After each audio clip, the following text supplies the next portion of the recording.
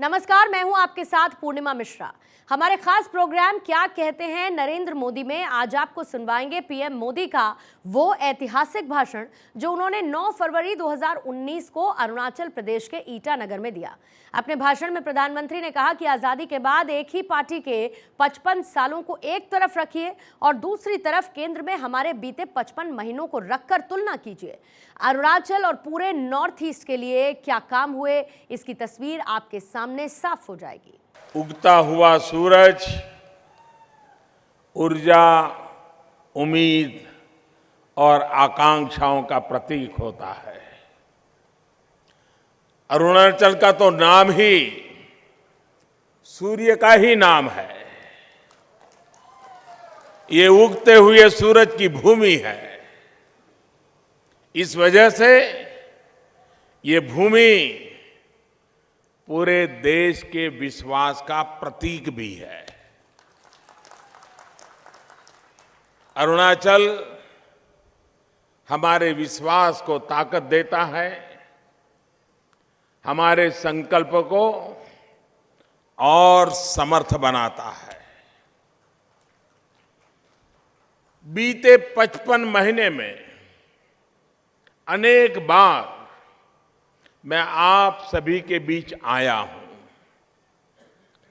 उसका एक कारण आप सभी के आशीर्वाद की इच्छा तो है ही, साथ में देश के लिए निरंतर नई ऊर्जा और ताजगी से काम करने की प्रेरणा मिले, इसके लिए भी अरुणाचल प्रदेश आना मुझे बहुत सुखद लगता है। और हर नागरिक जब मिलता है, जय हिंद बोल करके ग्रीट करता है, तो ऐसा मन को आनंद होता है, इतनी ऊर्जा मिलती है। और ये जय हिंद को जिंदगी का हिस्सा बनाने वाली धरती को मैं आज फिर एक बार नमन करता हूं। साथियों, बीते 55 महीनों से केंद्र की एनडीए सरकार और यहां पर हमारे मित्र खांडू जी की अगुवाई में चल रही बीजेपी की सरकार अरुणाचल को सशक्त करने के लिए, आप सभी लोगों के जीवन को आसान बनाने के लिए पूरी निष्ठा से, पूरी ईमानदार से जुटी हुई है। आज भी मुझे अरुणाचल प्रदेश को मजबूती देने वाली 4000 करोड़ से भी ज्यादा रुपए की परियोजनाओं का शिलान्यास और लोकार्पण करने का अवसर मिला है। इन परियोजनाओं के अलावा आपके प्रदेश में करीब 13,000 करोड़ की परियोजनाओं पर तेजी से काम चल रहा है। आज की परियोजनाओं से अरुणाचल प्रदेश की कनेक्टिविटी तो सुधरेगी ही, राज्य के पावर सेक्टर को भी मजबूती मिलेगी। इन परियोजनाओं से जहां एक राज्य की स्वास्थ्य सेवाओं की सेहत बेहतर होगी, तो वहीं दूसरी तरफ अरुणाचल की संस्कृति को भी बढ़ावा मिलेगा। इन सभी परियोजनाओं के लिए आप सभी को बहुत बहुत बधाई है। भाइयों और बहनों, आज आजादी के बाद एक ही पार्टी के 55 सालों को एक तरफ रखिए और दूसरी तरफ केंद्र में हमारे बीते 55 महीनों को रखकर तुलना कीजिए। अरुणाचल और पूरे नॉर्थ ईस्ट के लिए क्या काम हुए हैं, इसकी तस्वीर आपके सामने साफ हो जाएगी। अरुणाचल के पास तो समृद्ध जल संपदा है, यहां बिजली पैदा करने की अभूतपूर्व क्षमता है, लेकिन विकास उस गति से नहीं हो पा रहा था जैसा होना चाहिए था। ये देश की सुरक्षा से जुड़ा एक महत्वपूर्ण क्षेत्र रहा है, स्ट्रैटेजिक लिहाज से अहम क्षेत्र रहा है। फिर भी यहां आवश्यक सुविधाओं का निर्माण नहीं हुआ है। स्थिति ये थी कि ना तो यहां के नौजवानों की परवाह की गई और ना ही सीमा पर डटे जवानों की। साथियों, पहले की सरकारों ने इस बात पर कम ही ध्यान दिया कि इस क्षेत्र को नजरअंदाज करने से यहां के लोगों को कितनी परेशानी और तकलीफ होती है। देश को,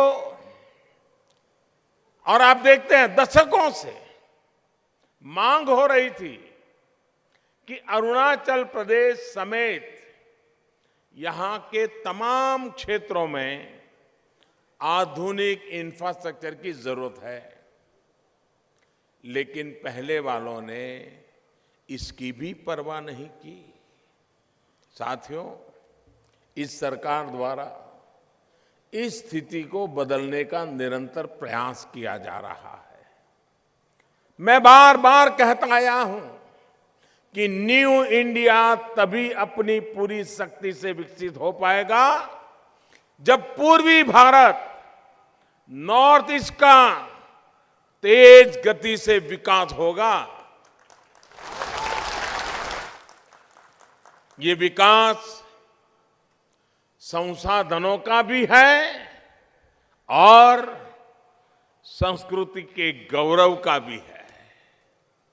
ये विकास अलग अलग क्षेत्रों को जोड़ने का भी है और जन जन को भी जोड़ने का है। भाइयों और बहनों, सबका साथ, सबका विकास, इस मंत्र पर चलते हुए बीते 55 महीनों में अरुणाचल और उत्तर पूर्व के विकास के लिए ना तो कभी फंड की कमी आने दी गई और न ही इच्छा शक्ति की कमी आई है। बीते वर्षों में राज्य को 44,000 करोड़ रुपयों का फंड दिया गया, जो पिछली सरकार की तुलना में लगभग डबल है, डबल।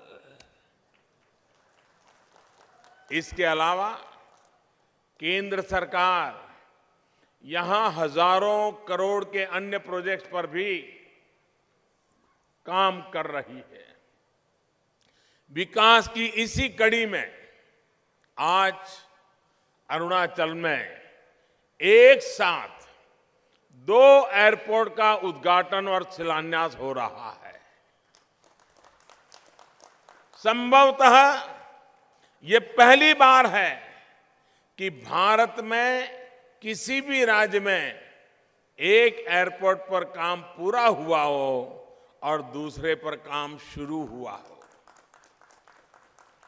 अरुणाचल प्रदेश के लिए तो ये और भी अहम अवसर है, क्योंकि आजादी के इतने वर्षों तक यहां एक भी ऐसा एयरपोर्ट नहीं था जहां नियमित रूप से बड़े यात्री जहाज उतर पाए।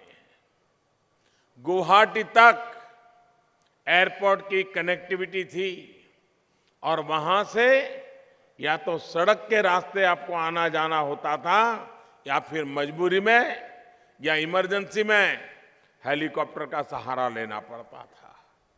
साथियों, आज से तेजू एयरपोर्ट सामान्य जनता से जुड़ी यात्री सेवाएं देने के लिए तैयार है। तेजू हवाई अड्डे को लगभग 50 साल पहले बनाया गया था और उसके बाद किसी ने ये नहीं सोचा कि इसका इस्तेमाल यहाँ के लोगों को देश से जोड़ने के लिए भी किया जा सकता है। हमारी सरकार ने इस छोटे एयरपोर्ट का करीब 125 करोड़ रुपया खर्च करके विस्तार किया, यहां की आधुनिक सुविधाएं जुटाई। अब इसके बाद अरुणाचल प्रदेश की एयर कनेक्टिविटी गुवाहाटी, जोरहाट और वालोंग से हो जाएगी।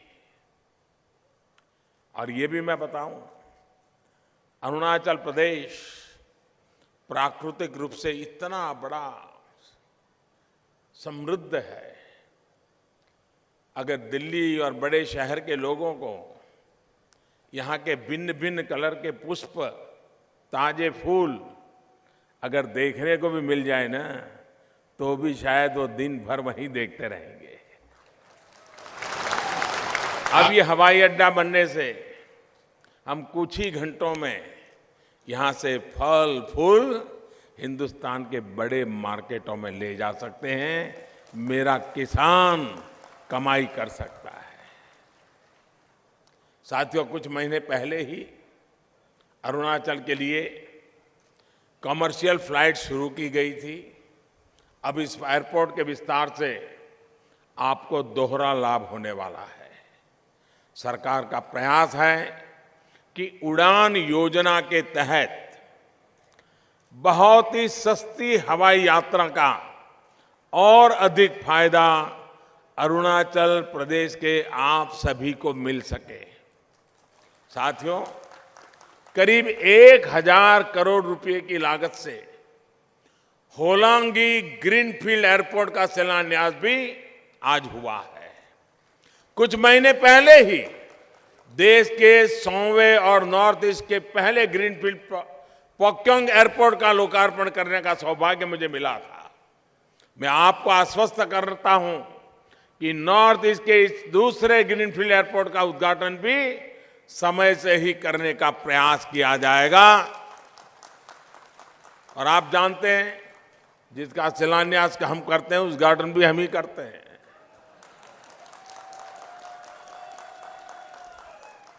साथियों, एयरवे के साथ साथ रोडवे और रेलवे से भी अरुणाचल की शेष भारत से कनेक्टिविटी मजबूत की जा रही है।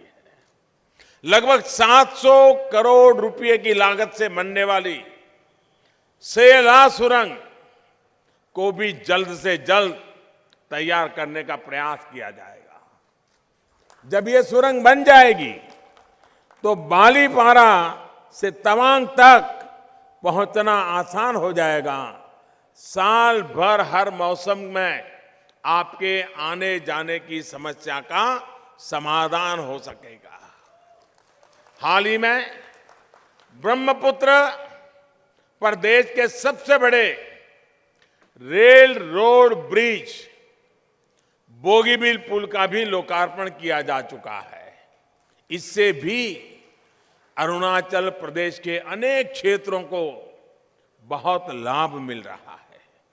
भाइयों और बहनों, अरुणाचल प्रदेश में कनेक्टिविटी चाहे गांव की हो, शहर की हो या फिर देश के दूसरे हिस्सों से, केंद्र सरकार हजारों करोड़ रुपए के प्रोजेक्ट्स पर आज काम कर रही है। इसमें लगभग 50,000 करोड़ रुपए खर्च करके नए नेशनल हाईवे तो बनाए ही जा रहे हैं। बीते 2 वर्षों में ही लगभग 1000 गांवों को भी सड़कों से जोड़ा गया है।